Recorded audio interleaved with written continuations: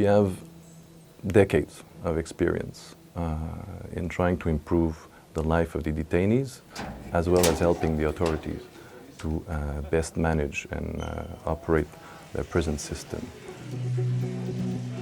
Also, when we enter a prison, the first obvious persons to meet will be the prisoners, the detainees. And then, by proximity, by discussion, we try to see how they are, how they're doing.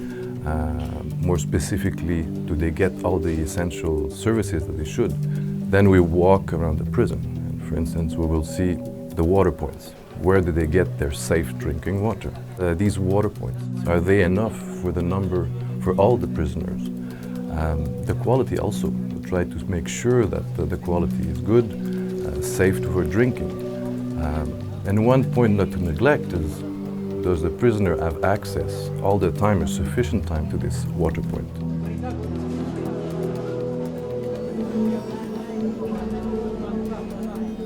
Is the kitchen clean enough so that the food is prepared in a safe manner and not contributing to spread diseases?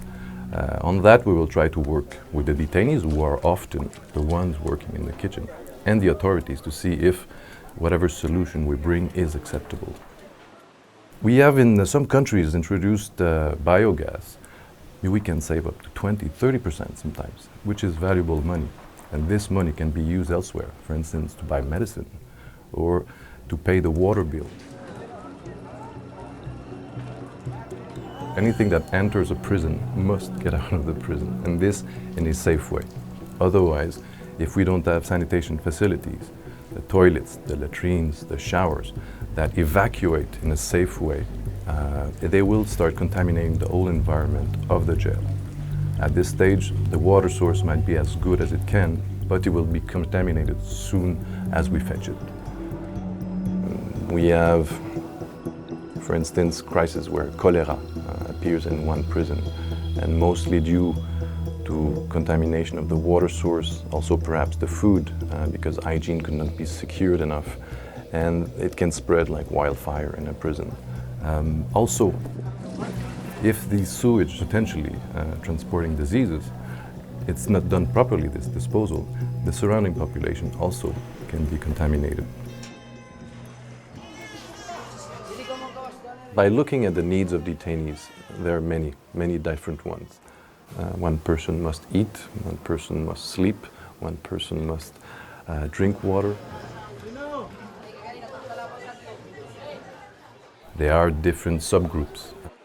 If we look, for instance, at the minors, we must make sure that they're separated from the adults. If we look at women in prisons, they have specific needs. We try always to find pragmatic solutions that are adapted to the context, that the authorities can afford after whatever technical option was chosen. We also work at regional and national level to see if, for instance, the Department of Finances has all the information required to release the funds. If the Ministry of Justice, for instance, is aware of what's happening in the jails. So what we observe often is that the situation can be quite chaotic in extreme situations, and we will perhaps say act as an in-between or perhaps as a driving belt during a certain period.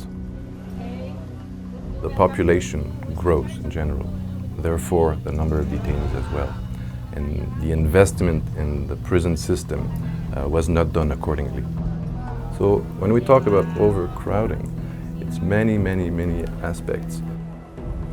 If the courtyard is not big enough, they will not be able to go and have a minimum of exercise outdoors. If we look at overcrowding, we can also imagine the staff themselves. We also have to go and look at what are their working conditions.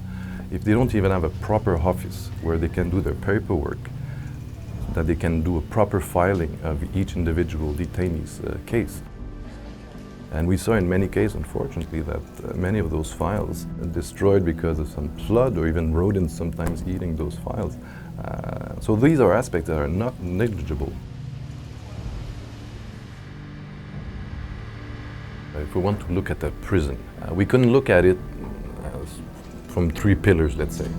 We would have, obviously, the necessity to have proper building and proper infrastructure, good dimension. We would need, obviously, staff that is qualified, that know what they have to do. And the third one, we need money, we need budget, we need a financing system. The ICRC detention teams will witness many times very dramatic humanitarian situations. The ultimate goal, the ultimate objective is really that the needs of the detainees, physical, psychological, are met, and that in all dignity.